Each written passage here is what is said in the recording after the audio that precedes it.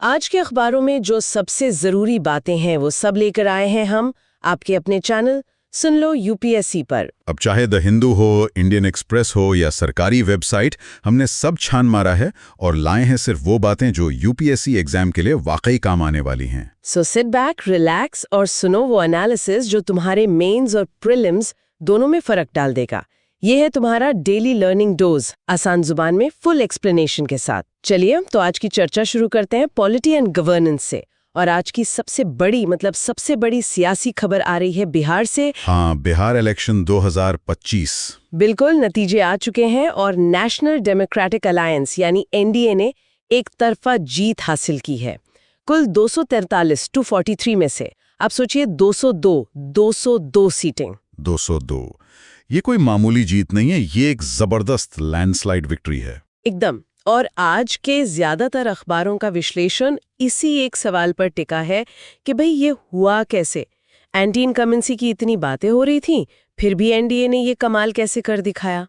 तो आज हम इसी को डिकोड करेंगे। इसमें महिला वोटर्स की, ईबीसी कोalition की और डबल इंजन सरकार की क्या भूमिका रही। और इसी से जुड़ी एक और खबर है जो थोड़ी चिंताजनक है। मुस्लिम रिप्रेजेंटेशन वाली। हाँ, इस चुनाव के बाद बिहार विधानसभा में मुस्लिम एमएलएस की संख्या 1990 के बाद सबसे निचले स्तर पर आ गई है, सिर्फ 10। जबकि राज्य में मुस्लिम आबादी 17.7% है। तो पॉलिटिकल रिप्रेजेंटेशन में ये इतनी बड़ी गिरावट क्यों आई? चलिए इसे बहुत विस्तार से समझते हैं। बिल्कुल, और ये दोनों ही मुद्दे मतलब यूपीएससी के लिहाज से बहुत अहम है। सबसे पहले एनडीए की जीत की बात करते हैं। ये सिर्फ एक चुनावी जीत का विश्लेषण नहीं है, ये भारतीय राजनीति में आ रहे एक बड़े बदलाव का एक तरह से केस स्टडी है। इसे समझने के लिए हमें 4 की फैक्टर्स को बहुत गहराई से देखना होगा और ये चारों एक दूसरे से जुड़े हुए हैं। तो पहला फैक्टर क्या रहा जिसने इस जीत की नींव रखी? पहला और शायद सबसे डिसाइसिव फैक्टर रहा महिला फैक्टर, यानी महिला मतदाता। इस चुनाव में महिलाओं का वोटर टर्नआउट 71.6% था। 71.6%? हाँ, इसे दोबारा सुनिए, 71.6%। ये पुरुषों के वोटर टर्नआउट से लगभग 9 परसेंटेज पॉइंट ज्यादा है। ये एक साइलेंट रेवोल्यूशन है जो बिहार के पोलिंग बूथ्स में हुआ। ये तो बहुत बड़ा अंतर है। बहुत बड़ा। और ये कोई रातों रात हुआ चमत्कार नहीं है। ये चीफ मिनिस्टर नीतीश कुमार की लगभग 20 साल की पॉलिसीज का नतीजा है जो उन्होंने बहुत सोच समझकर महिला मतदाताओं पर केंद्रित की थी। अच्छा, जैसे कि वो पंचायतों में 50% आरक्षण या फिर वो लड़कियों के लिए साइकिल योजना। ये योजनाएं तो काफी पुरानी है। हाँ, और यही बात इसे खास बनाती है। ये लॉन्ग टर्म इन्वेस्टमेंट है। 2005 में जब उन्होंने पंचायतों में महिलाओं को 50% कोटा दिया तो वो सिर्फ एक आरक्षण नहीं था, वो जमीनी स्तर पर महिला लीडरशिप की एक पूरी नई पीढ़ी तैयार कर रहा था। लड़कियों के लिए साइकिल योजना ने सिर्फ स्कूल ड्रॉप आउट रेट कम नहीं किया, उसने लड़कियों को मोबिलिटी और आजादी दी। बिल्कुल। इसी को सोशल साइंटिस्ट अब मैटरनल वेलफेयर स्टेट का नाम दे रहे हैं। एक ऐसा राज्य जो महिला सशक्तिकरण और कल्याण को अपनी पॉलिसी के केंद्र में रखता है। ये सिर्फ लाभार्थी बनाना नहीं है, ये महिलाओं को एक सम्मानित पॉलिटिकल कॉन्स्टिट्यूएंसी के तौर पर देखना है। लेकिन योजनाएं बना देना तो एक बात है, उन्हें जमीन पर हर गांव, हर घर तक पहुंचाना असली चुनौती होती है। इस बार इन योजनाओं का असर इतना गहरा कैसे दिखा? बहुत अच्छा सवाल। और यहीं पर हमारा दूसरा फैक्टर आता है, इंस्टीट्यूशनलाइज्ड डिलीवरी मैकेनिज्म, यानी जीविका दीदीज। ये आप कह सकते हैं एनडीए की जीत का एक्स फैक्टर हैं। जीविका दीदीज? ये सेल्फ हेल्प ग्रुप्स वाली महिलाएं हैं। एकदम सही। बिहार में 11 लाख से ज्यादा सेल्फ हेल्प ग्रुप्स हैं जिनके सदस्यों को सम्मान से जीविका दीदीज कहा जाता है। ये कोई छोटी मोटी संख्या नहीं है, ये 11 लाख महिलाओं की एक संगठित फौज है। 11 लाख? हाँ, इन्होंने सरकार की योजनाओं और आम लोगों के बीच एक पुल का काम किया। ये सिर्फ लाभार्थी नहीं है, ये सरकार की योजनाओं की ब्रांड एम्बेसडर है। इन्होंने ही महिलाओं को एनडीए की रैलियों तक पहुंचाया और फिर पोलिंग बूथ तक भी लेकर गईं। अच्छा। ये वेलफेयर को वोट में बदलने का एक इंस्टीट्यूशनल तरीका था जो किसी भी पारंपरिक पार्टी कैडर से ज्यादा प्रभावी साबित हुआ। मतलब ये एक तरह का सोशल इंफ्रास्ट्रक्चर है जो पॉलिटिकल मोबिलाइजेशन के काम आया। और तीसरा फैक्टर जरूर उन कल्याणकारी योजनाओं से जुड़ा होगा जिनका सीधा फायदा लोगों को मिला। एकदम सही। तीसरा फैक्टर है टारगेटेड वेलफेयरिज्म, जिसे आजकल लाभार्थी पॉलिटिक्स भी कहते हैं। इंडिया सरकार ने चुनाव से ठीक पहले करीब 56,000 करोड़ रुपए की कल्याणकारी योजनाएं लोगों तक पहुंचाई। 56,000 करोड़। जी, इनमें 3 सबसे ज्यादा असरदार रहे। पहली, 1.64 करोड़ परिवारों को 125 यूनिट मुफ्त बिजली। सूची, एक गरीब परिवार के लिए बिजली का बिल ना आना कितनी बड़ी राहत है। बहुत बड़ी। दूसरी, 10,000 स्कीम, जिसमें महिला उद्यमियों के बैंक खाते में सीधे 10,000 रुपए डाले गए। और तीसरा, सोशल सिक्योरिटी पेंशन को 400 रुपए से बढ़ाकर 1100 रुपए करना। ये छोटी छोटी लगने वाली चीजें नहीं हैं, ये लोगों की जिंदगी में एक बड़ा बदलाव लाती हैं। और चौथा फैक्टर जाहिर है डबल इंजन का नैरेटिव रहा होगा। हाँ, चौथा फैक्टर है डबल इंजन नैरेटिव और इसके साथ जुड़ा सोशल कैलकुलस।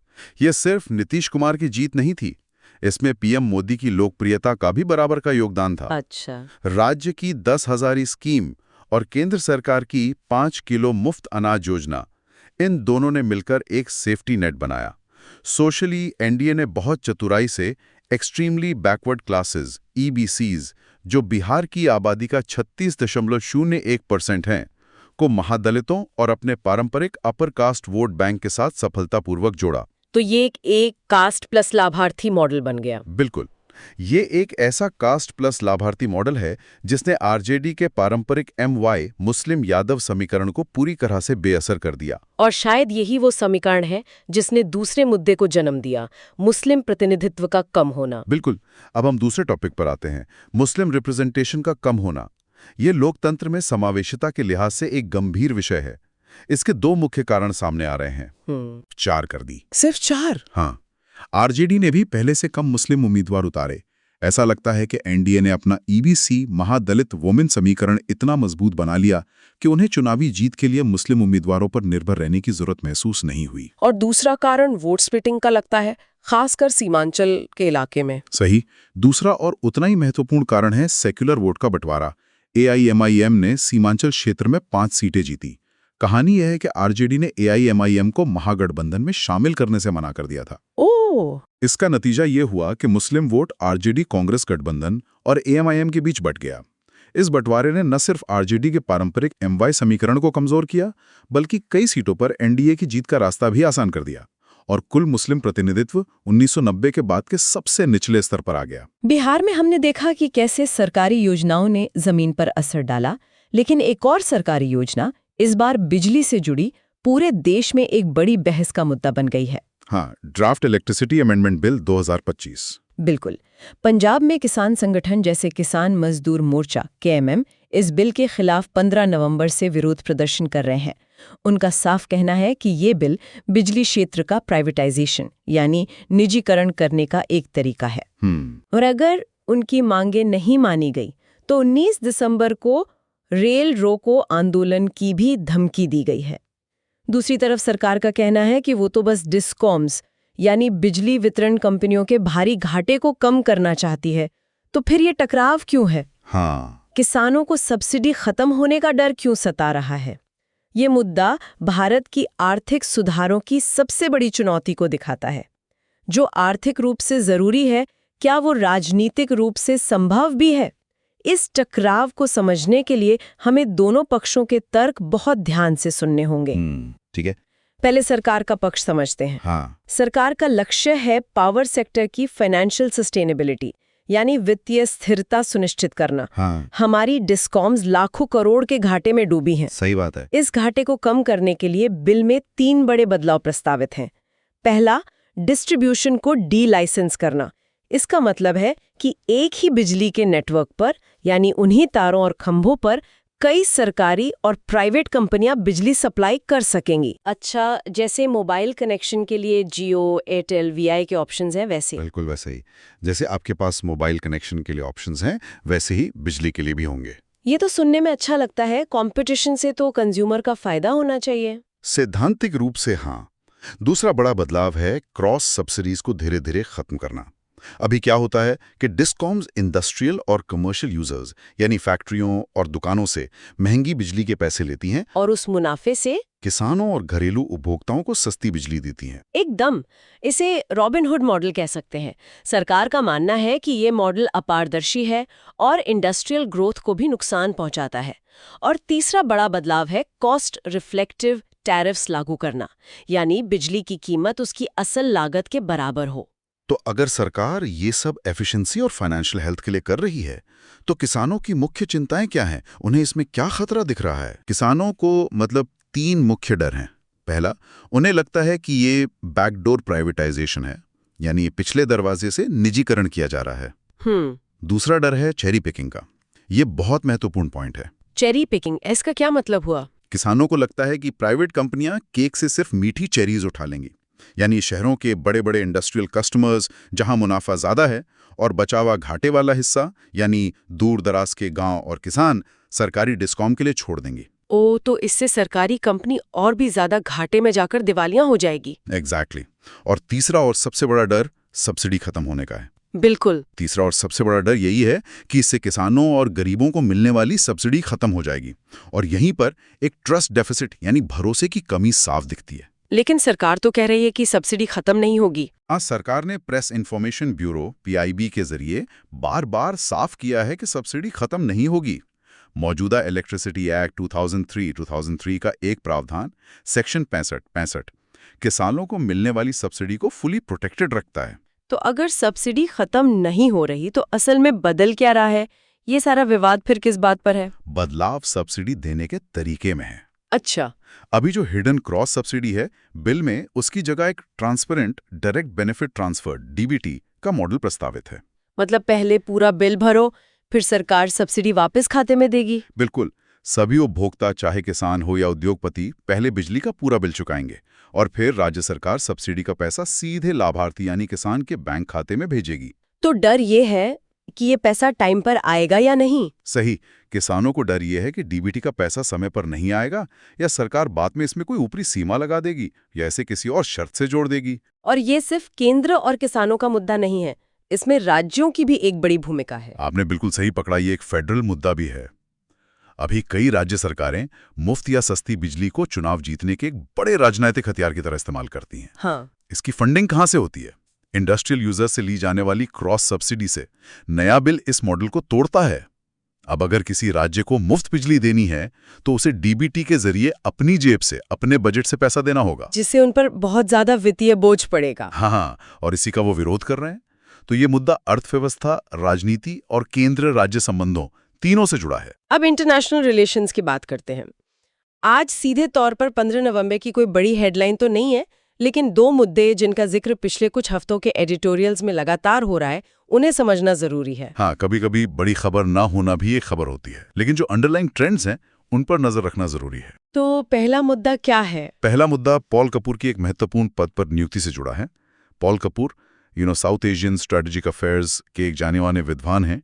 खासकर भारत पाकिस्तान के परमाणु संबंधों पर उनका काम बहुत प्रभावशाली रहा है।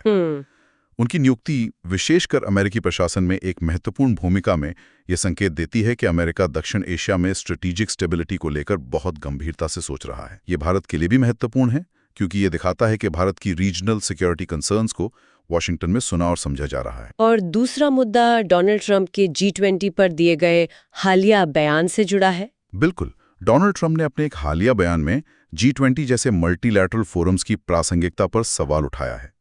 ये बयान इसलिए चिंताजनक है क्योंकि ये वैश्विक संस्थानों के प्रति अमेरिका के बदलते रवैये को दिखाता है। और भारत ने तो अभी-अभी G20 की सफल अध्यक्षता की है। एग्जैक्टली। भारत ने खुद को ग्लोबल साउथ के एक लीडर के तौर पर स्थापित किया है।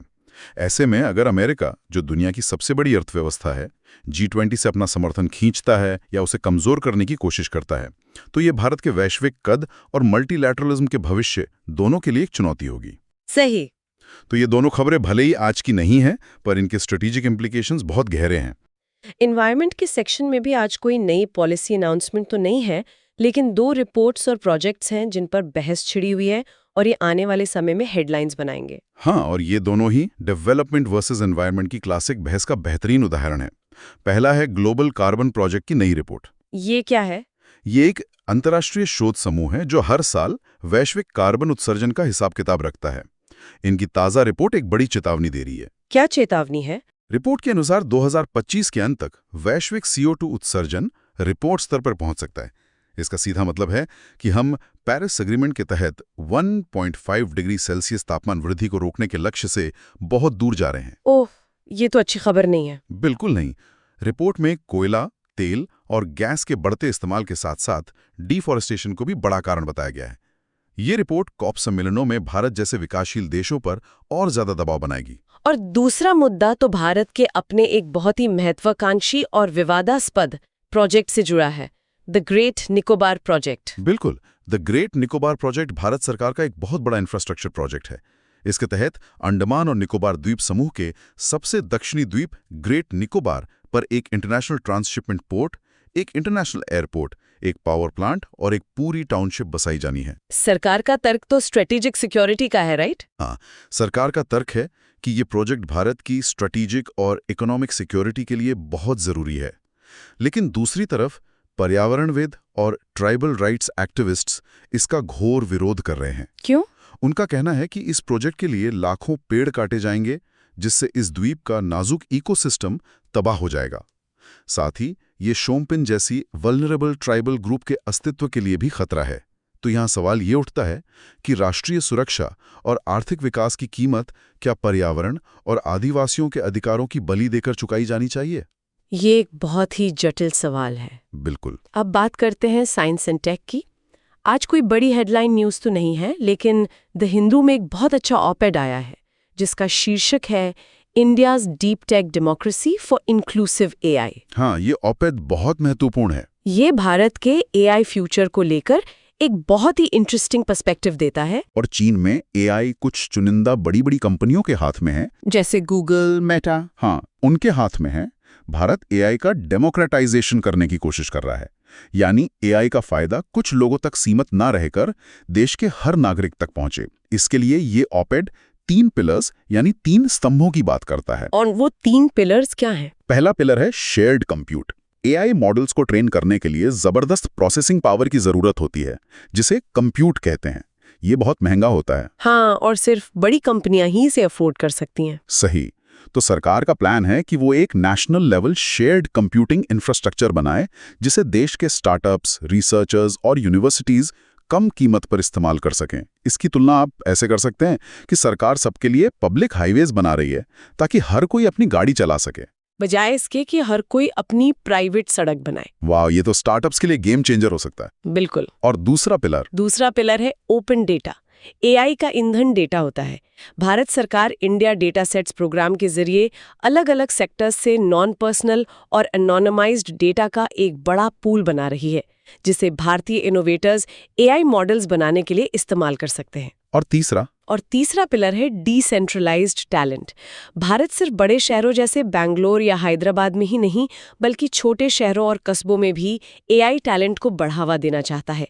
इसके लिए स्कूल और कॉलेज लेवल पर AI करिकुलम शुरू किया जा रहा है। मकसद ये है कि AI रेवोल्यूशन का नेतृत्व सिर्फ कुछ एलीट इंजीनियर्स न करें, बल्कि देश का एक बड़ा हिस्सा इसमें भागीदार बने। ये भारत का AI को लेकर यूनिक विजन है। एकदम। अब आते हैं सिक्योरिटी एंड डिजास्टर मैनेजमेंट पर। इस सेक्शन में आज 2 बड़ी और एक दूसरे से जुड़ी हुई खबरें हैं।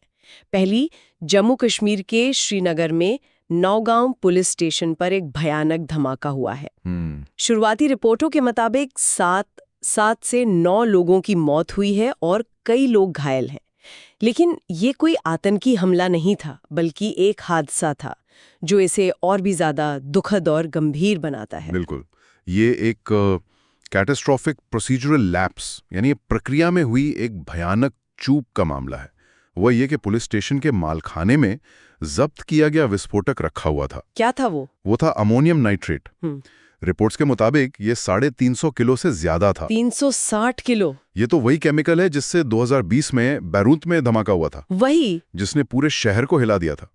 इतने खतरनाक और अस्थिर विस्फोटक को एक शहर के बीचों बीच एक व्यस्त पुलिस स्टेशन में रखना स्टैंडर्ड ऑपरेटिंग प्रोसीजर्स यानी SOPs का घोर उल्लंघन है। सुनकर ही हैरानी होती है। और इसका एक टेरर लिंक भी है। हाँ, और यहीं पे कहानी और ज्यादा जटिल हो जाती है। ये विस्फोटक एक व्हाइट कॉलर टेरर मॉड्यूल से जब्त किया गया था। जिसमें डॉक्टर्स, इंजीनियर्स जैसे पढ़े लिखे प्रोफेशनल्स शामिल थे। अच्छा। ये दिखाता है कि आतंकवाद का चेहरा और तरीका दोनों बदल रहा है। अब आतंकी RDX जैसे मिलिट्री ग्रेड एक्सप्लोसिव्स की जगह अमोनियम नाइट्रेट जैसे आसानी से उपलब्ध इंडस्ट्रियल केमिकल्स का इस्तेमाल कर रहे हैं। तो जब पुलिस ने इसे जब्त किया तो उन्होंने सिर्फ एक सबूत नहीं बल्कि एक इंडस्ट्रियल केमिकल हैजर्ड को भी अपने कब्जे में ले लिया।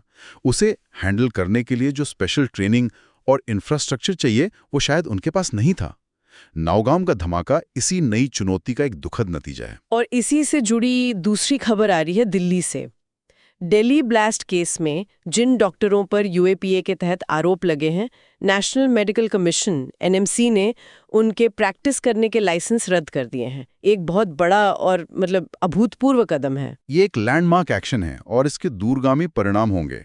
NMC, जो भारत में मेडिकल एजुकेशन और प्रैक्टिस को रेगुलेट करती है, उसने 4 डॉक्टरों के लाइसेंस इसलिए रद्द नहीं किए कि उन्होंने कोई मेडिकल मेल प्रैक्टिस की, बल्कि इसलिए कि उन पर UAPA के तहत आतंकी गतिविधियों में शामिल होने के आरोप लगे हैं। एग्जैक्टली। लेकिन यहाँ दिलचस्प बात यह है कि अभी तो उन पर सिर्फ आरोप लगे हैं, वो दोषी साबित नहीं हुए हैं। कोर्ट का फैसला तो अभी आया नहीं है। और यही इस फैसले का सबसे क्रूशियल और विवादास्पद पॉइंट है। NMC ने किसी सजा का इंतजार नहीं किया। तो उनका तर्क क्या है? उनका तर्क यह है कि इन डॉक्टरों का कथित आचरण मेडिकल प्रोफेशन के ethical propriety, integrity and public trust यानी नैतिक औचित्य, अखंडता और सार्वजनिक विश्वास के मूल सिद्धांतों के खिलाफ है। ये कार्रवाई Indian medical council professional conduct etiquette and ethics regulations 2002 के तहत की गई है। तो ये एक तरह से कानूनी सिद्धांत इनोसेंट अंटिल प्रूवन गिल्टी और नैतिक सिद्धांत पब्लिक ट्रस्ट के बीच का टकराव है। आपने एकदम सही समझा। यहाँ एथिक्स और लॉ के बीच एक बहुत बारीक रेखा है। क्या एक प्रोफेशनल बॉडी को अदालत के फैसले से पहले ही सजा सुनाने का अधिकार है?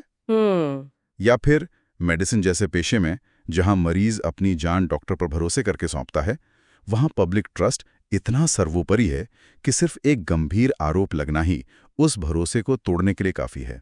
NMC का ये कदम एक बहुत बड़ी बहस को जन्म देगा। चलिए अब सोशल जस्टिस से जुड़ी एक सकारात्मक खबर की बात करते हैं।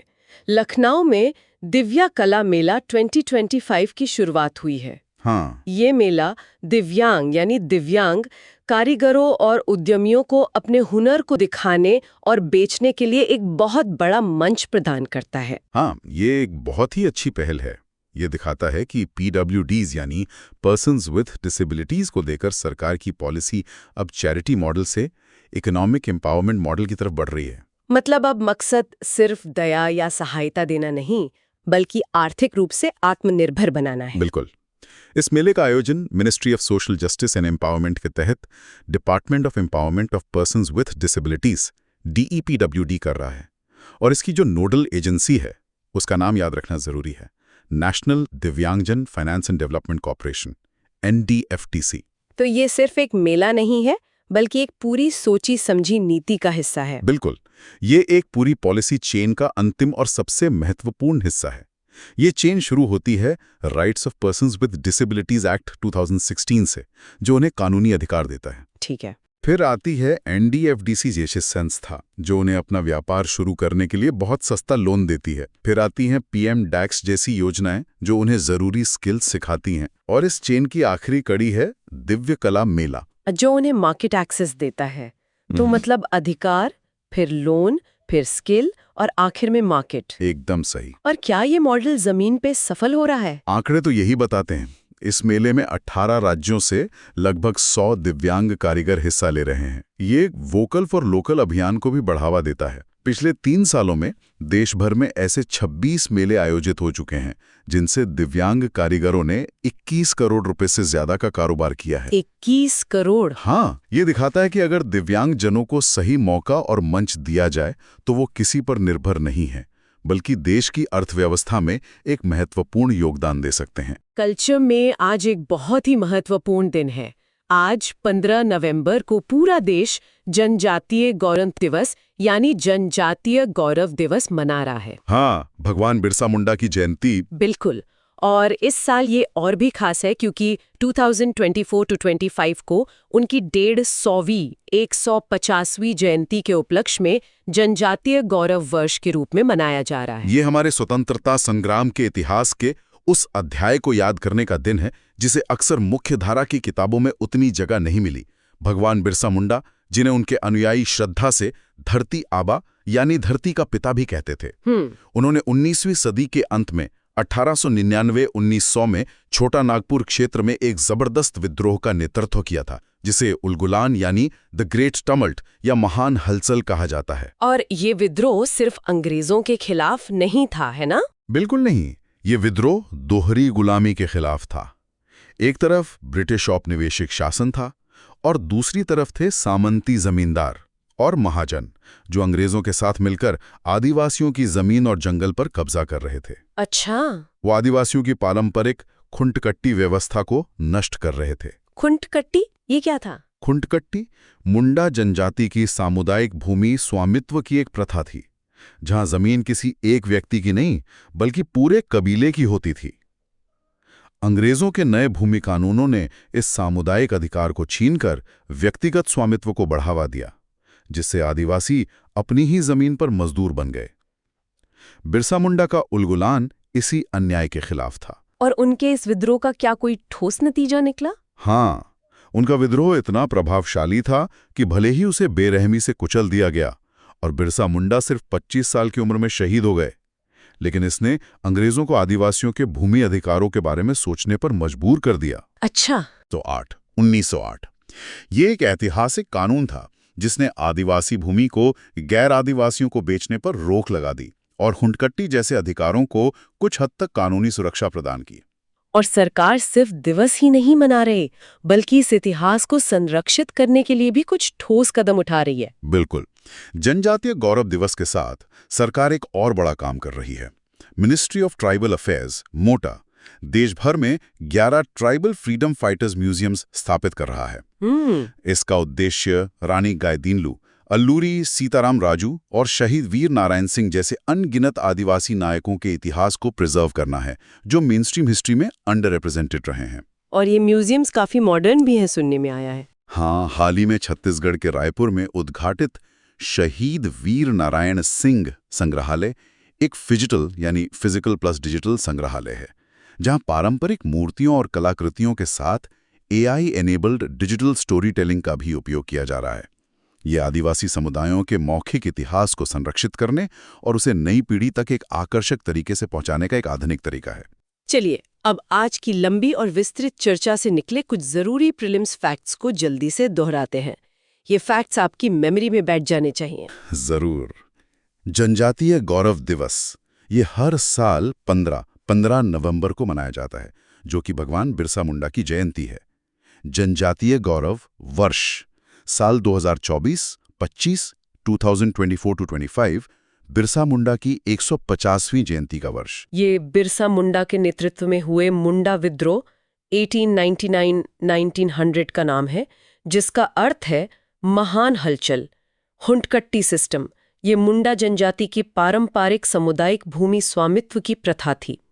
छोटा नागपुर टेनेंसी एक्ट ये 1908 में पारित हुआ एक महत्वपूर्ण कानून था, जो उलगुलान का एक सीधा परिणाम था।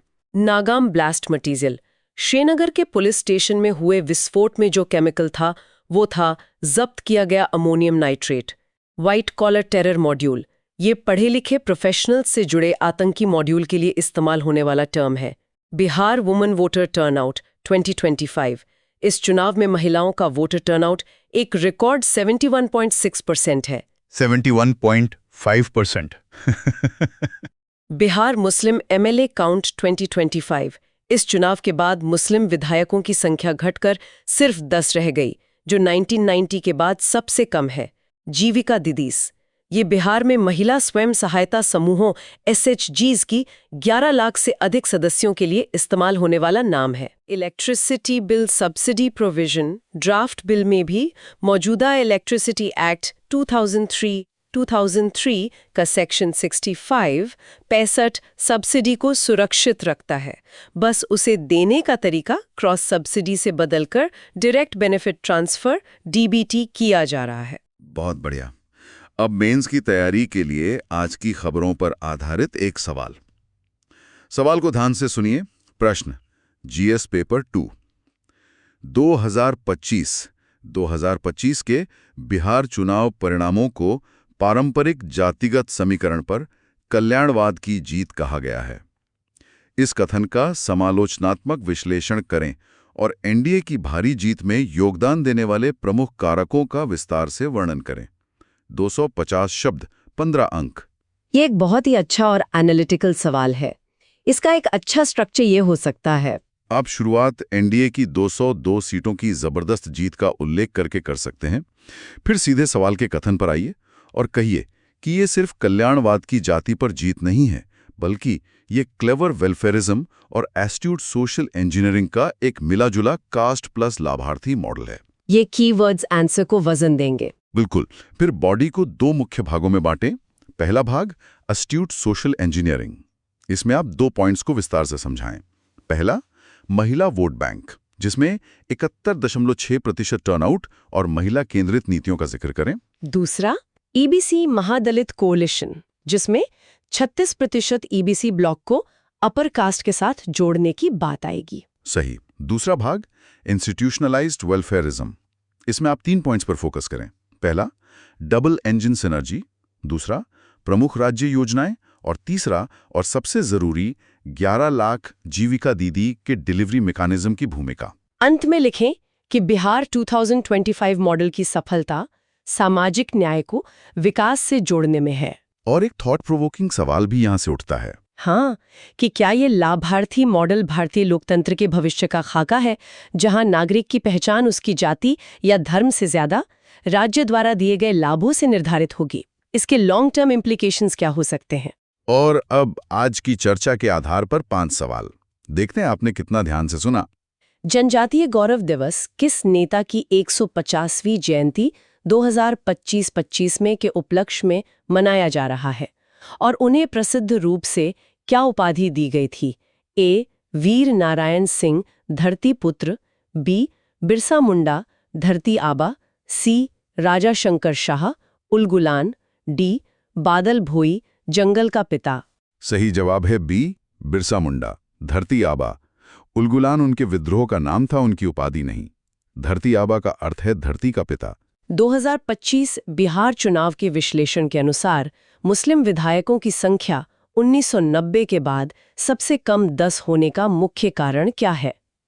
A. बिहार में मुस्लिम आबादी 17.7% में काफी कमी आई है। B. ECI ने AMIM को चुनाव लड़ने से प्रतिबंधित कर दिया था। C. NDA और MGB दोनों ने कम मुस्लिम उम्मीदवार उतारे और सीमांचल में AMIM की 5 सीटों की जीत ने धर्मनिरपेक्ष वोट को विभाजित कर दिया। D. EBCs 36.01% के लिए सीटें आरक्षित करने वाले एक नए कानून ने सामान्य सीटों की संख्या कम कर दी। सही जवाब है C. प्रमुख गठबंधनों ने कम उम्मीदवार उतारे और AMIM ने सीमांचल क्षेत्र में मुस्लिम वोटों को बांट दिया। ड्राफ्ट इलेक्ट्रिसिटी अमेंडमेंट बिल 2025 का वो कौन सा मुख्य प्रावधान है जिसके कारण किसान यूनियनों में चेरी पिकिंग का डर पैदा हो गया है? A. सभी राज्य DSCOMS का अनिवार्य राष्ट्रीयकरण। B. वितरण का डी-लाइसेंसिंग, जिससे कई निजी और सार्वजनिक लाइसेंसधारी एक साझा नेटवर्क का उपयोग कर सकेंगे। C. कृषि उपयोग के लिए सौर ऊर्जा पर पूर्ण प्रतिबंध। D. क्रॉस सब्सिडी को खाद्य कूपन प्रणाली से बदलने का प्रस्ताव। सही जवाब है B. डी लाइसेंसिंग से ही ये डर पैदा होता है कि निजी कंपनियां सिर्फ लाभदायक शहरी और औद्योगिक उपभोक्ताओं को चुनेंगी और घाटे वाले ग्रामीण उपभोक्ताओं को सरकारी कंपनी के लिए छोड़ देंगी। खुंट कट्टी प्रणाली क्या है जो बिरसा मुंडा के उलगुलान में एक केंद्रीय मुद्दा था? A. बिना मुद्रा के वस्तु विनिमय और व्यापार की एक आदिवासी प्रणाली। B. सामुदायिक भूमि स्वामित्व की एक पारंपरिक मुंडा आदिवासी प्रणाली। सी जमींदारों द्वारा लगाई गई बंधुआ मजदूरी की एक सामंत प्रणाली। डी बिरसाइत धर्म के लिए धार्मिक सामाजिक आचार संहिता। सही जवाब है बी। ये सामुदायिक भूमि स्वामित्व की एक पारंपरिक प्रथा थी जहां जमीन पर पूरे कबीले का अधिकार होता था। नेशनल मेडिकल कमीशन एनएमसी ने दिल्ली ब्लास्ट मामले में शामिल डॉक्टरों के लाइसेंस किस आधार पर रद्द किए? ए यूएपीए के लिए सुप्रीम कोर्ट द्वारा अंतिम दोष सिद्धि और सजा। बी यूएपीए के तहत आरोपी होने के बाद सार्वजनिक विश्वास के साथ असंगत आचरण का प्रथम दृष्टया सबूत। सी भारतीय चिकित्सा संघ आईएमए द्वारा आयोजित एक जनमत संग्रह। डी सिद्ध चिकित्सा लापरवाही जिसके कारण रोगियों की मृत्यु हुई। सही जवाब है बी। एनएमसी ने अदालत के अंतिम फैसले का इंतजार नहीं किया, बल्कि यूएपीए के तहत आरोप लगने और पब्लिक ट्रस्ट के उल्लंघन के प्रथम दृष्टया सबूत के आधार पर ही प्रोफेशनल एथिक्स के तहत कार्रवाई की। तो ये थी आज की हमारी विस्तृत चर्चा। आज की की टेकअवेज हैं। बिहार चुनाव का कास्ट प्लस लाभार्थी मॉडल, जिसमें जीविका दीदीज की संस्थागत भूमिका सबसे अहम है। तो ये थी आज की हमारी विस्तृत चर्चा। आज के की टेकअवेज हैं नावगाम ब्लास्ट और व्हाइट कॉलर टेररिज्म से जुड़ी नई सुरक्षा चुनौतियां और जब्त किए गए खतरनाक पदार्थों के स्टोरेज की एसओपीज का महत्व। तो ये थी आज की हमारी विस्तृत चर्चा। आज की की टेकअवेज हैं इलेक्ट्रिसिटी बिल में क्रॉस सब्सिडी बनाम डायरेक्ट बेनिफिट ट्रांसफर यानी डीबीटी के बहस, जो अर्थव्यवस्था और राजनीति दोनों से जुड़ी हैं, और जनजातीय गौरव दिवस का महत्व, खासकर भगवान बिरसा मुंडा का उलगुलान और खुनकट्टी सिस्टम, जो आदिवासी अधिकारों के संघर्ष का प्रतीक है। आज की मेहनत कल की कहानी बदल देगी। अगर ये सेशन अच्छा लगा तो लाइक, शेयर और कमेंट जरूर करो और सब्सक्राइब करो सुन लो यूपीएससी को। 299 मेंबरशिप ज्वाइन करके एक्सक्लूसिव कंटेंट का एक्सेस लो।